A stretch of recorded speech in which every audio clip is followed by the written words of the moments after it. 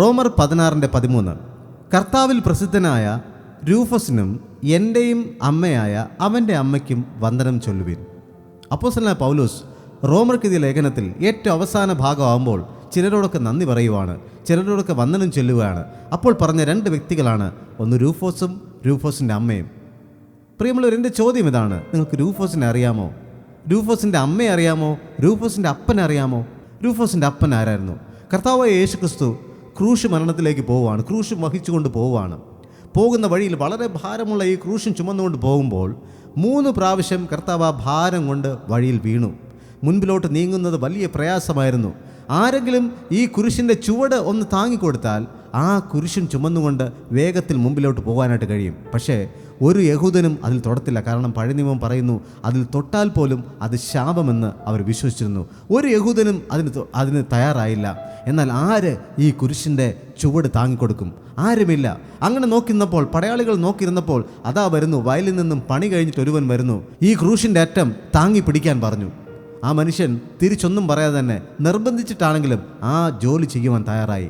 ആരായിരുന്നു ആ മനുഷ്യൻ? ശിമോൻ, കുറേനക്കാരനായ ശിമോൻ. ശിമോൻ ഒരു തൊഴിലാളിയായിരുന്നു, ഒരു അടിമയായിരുന്നു, ഈ കുറേനക്കാരനായിരുന്നു. ഈ കുറേന എന്ന് പറയുന്ന സ്ഥലം ആഫ്രിക്കയുടെ വടക്കേ അറ്റത്തുള്ള ഒരു സ്ഥലമായിരുന്നു. അവിടുന്ന് വന്ന ശിമോനെ കൊണ്ട് നിർബന്ധിപ്പിച്ച് ഈ കുരിശിൻ്റെ ചുവട് താങ്ങിക്കൊടുക്കുവാൻ പറഞ്ഞു.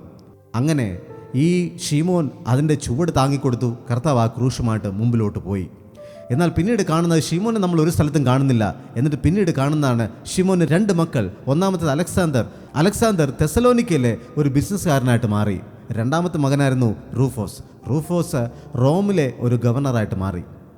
റോമിലെ ഗവർണറായിട്ട് മാറിയ റൂഫോസിനോട് നമ്മളൊരു ചോദ്യം ചോദിച്ചാൽ, കുറേനക്കാരൻ്റെ മോനെ, നീ എങ്ങനെ ഒരു ഗവർണറായിട്ട് മാറി എന്ന് ചോദിച്ചാൽ അവന് പറയാൻ ഒരേ ഒരു മറുപടിയെ കാണത്തുള്ളൂ: വർഷങ്ങൾക്ക് മുമ്പ് എൻ്റെ അപ്പൻ കർത്താവിൻ്റെ ക്രൂശിൻ്റെ ചുവട് ഒന്ന് പൊക്കിപ്പിടിച്ചു, ഒന്ന് താങ്ങിക്കൊടുത്തു.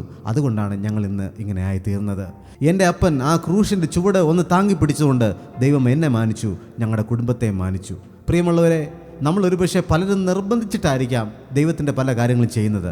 പക്ഷേ ഇന്നല്ലെങ്കിൽ നാളെ ദൈവം നമ്മളെ മാനിക്കും.